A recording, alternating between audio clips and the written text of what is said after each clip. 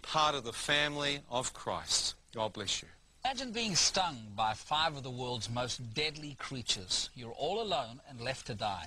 Well, that's what happened to our very first guest this evening. Whilst diving off the coast of Mauritius, he was stung by 5 box jellyfish and was pronounced clinically dead. Ian McCormack, welcome. It's good to have you with us. That's wonderful. Let's go right back to when you were diving off Mauritius. How did it all begin? Can I just say, but Ian, I'd love you just to say a little bit about your lifestyle, just the lifestyle. Yeah, give us all of it. For our viewers out there. Yeah, my lifestyle was pretty much one of just travelling, surfing. Yeah. Very much outdoor person, but yeah, real womanizer, real party person, and so my background was pretty heathenistic, and it's to say the least. So you were in Mauritius, and tell us now. Just share your testimony tonight, as we've got viewers right across the United Kingdom tuning in, many of them for the first time. Tell them and tell us what happened when you were diving off Mauritius. Yeah, well, I'd come from South Africa. I'd been living and working there. I came back to Mauritius en route to New Zealand for my brother's wedding. And I was living with the local fishermen, the local Creoles, and they used to dive at night. One night I dived at a place called Rivière Noire, and I got stung by 5 box jellyfish. The locals call it invisible, or invisible one. Remember the impact of it. It felt like thousands of volts of electricity. My arms literally swelled up instantly like a balloon. The fishermen told me that one of them would kill me. Now, how many did you get hit with? Well, 5 of them. 5? And I think one, from what I understand, is enough to kill you. As they told me to go to shore, I realized that I was in serious trouble. The toxin was already paralyzing my right lung. I could feel it going into my lymph gland and constricting my breathing. Did you know how serious that was at the time? I Or it just was knew by their reaction? By the reaction. When I saw a black man turn white, I knew that I was in real trouble. You know what I mean? These are the mates you were diving with? These are the Creoles. And, Ian, let me just ask you, did you believe in God at all? Did you think about God at all up to this point? Not really. I was basically just living for the moment, living for sport, for travel. Yeah. I checked everything out, but sitting on the fence. So there you go. You're stung by these jellyfish. The black man, as you say, has turned white and frightened. Yeah. What's happening? Well, he's saying go to shore, and he's telling me to urinate over my arm and to try and, get to the hospital. As I get to the shore, the poison's already paralyzed the right-hand side of my body. I find myself unable to walk properly. The young child, the young boat boy that had taken me to shore, drags me bodily out of the boat. Did a supernatural feat, really, physically. Now, are you starting to feel the toxins move up your arm? Well, I can feel it moving to my kidneys and to my right leg, and tinges of it are coming into my eyes. And I realise when I collapse in the boat and he drags me out of it up onto the beach, that I'm going, you know what I mean? He gets me up there and he panics, he turns back to the ocean and goes mon frere, because the other divers hadn't come with us because there was no outboard motor. How come they didn't get stung? They had full wetsuits on. To them the water was cold. To me, the water was warm, and I had a wetsuit which came to my elbows, had leather gloves on. So my arms got hit. They also had full hoods, booties. They were protected by the wetsuit. Sounds like something amazingly unusual was unfolding. I mean, there's... Yeah, well, when I hit there, the young child left me, ran back down the beach, rowed back out, and I felt this poison literally bring me to a place where I just felt like I wanted to sleep. I remember lying down on the side of the road, and I heard this voice of a man speak to me. It said, "Son, if you close your eyes, you shall never awake again." I looked, and there was no one there. And I thought, who on earth said that? I hadn't any comprehension that I just heard the voice of God for the first time in my life. All I knew was that I was dying, that if I closed my eyes as I heard that voice, I realized, man, I'm going into a coma. Yeah.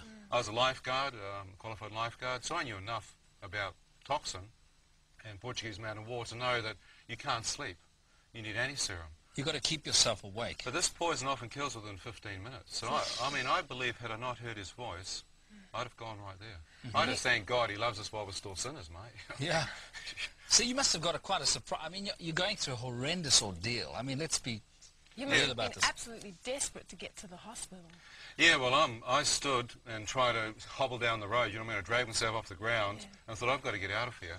I found some Indian men in some taxis. I pleaded with them to take me to the hospital. Well, just take a little bit of time on that, because that's quite apt to where you're going to talk to us about forgiveness. Yeah. Just talk.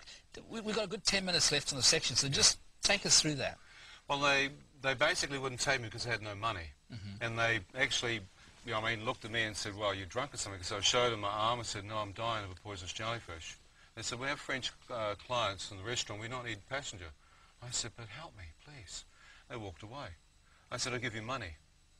All three of these men stopped. And you realise I'd spoken like the magic word to them.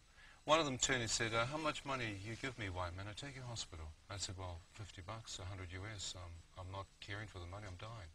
He said, let me see your money. I said, well, I don't have it on me. All three of them walked, laughing their heads off. As they're walking, I realised that I'm in dire straits. They're not going to help me. And in this part of the world, you can die. Life's fairly cheap as you get into the third world.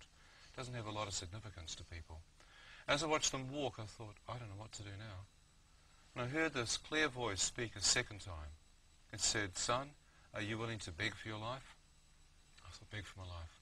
I lived in Africa. I'd seen men go, yes, boss, you know. I thought, I've seen men beg. I've never begged before, but I've got nothing to lose. My left leg was getting weak, so I fell to my knees, cupped my hands, and began to plead for my life. As I began to plead for my life, two of them kept walking. The third young Indian man stopped and walked over to me. Without a word, he helped me to my feet and put me in his taxi. I thought, brilliant. We're going. As we took off towards the hospital, he then began asking me how he's going to get the money. I said, well, I'm promising him money. He's wondering what hotel room I stay in and how I'm going to give him the money. As this is happening, I said, well, I don't stay in a hotel. I live in a fishing village in Tamarin Bay with a Creole.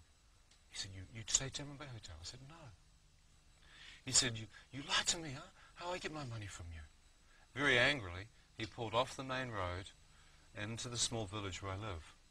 As he stopped in front of this Chinese hotel, he said, you get out now, huh? Why are you not giving me the money? And I said, look, I have the money. Please. I tried to get out of his taxi because this is in the village where I lived.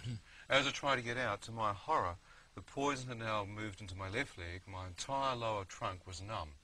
As I'm looking at him, I said, look, mate, just help. He took my safety belt off, opened the passenger door, and just pushed me straight out of his cab. Me. Now, I'd normally have been able to stop him, but my right arm was paralyzed. As I flew out of the door, I looked up to see that my feet were caught in the door sill. He couldn't close the door. And I watched a man look me straight in the eye, flick my feet out, and drive off. And I thought, no, why would a man do that? For 50 miserable bucks, he'll leave you for dead. I thought, I've had enough. I've seen enough of this world. Why the heck? As I watched him drive off, I was literally lying there thinking, well, that's it. Oh, I'm out of here. The security guard must have seen the car. He came out, shone a torchlight around the car park, and found me half, in a crumpled heap on the ground. As he ran over, I looked up to see a familiar face. It was one of the fishermen from the village, Danielle, another fisherman. As he saw me, he said, Christopher, man, what's happening? Why are you like this tonight, brother? And I thought I was drunk or something. I said, my arm, envisable. He looked at that and he went, pardon, envisable, tac, hein, Stephanie for you. He said, you died with Simon tonight? Le Mans? I said, oui. He said, pardon. Quickly grabbed me in his arms. He carried me into the hotel. The Chinese owners had closed the bar. It was just a really small tourist hotel. Yeah. And they were playing a gambling game called Mahjong, huh? And they were drinking their whiskey. Chinese owners looked at me and said, oh, you're drunk.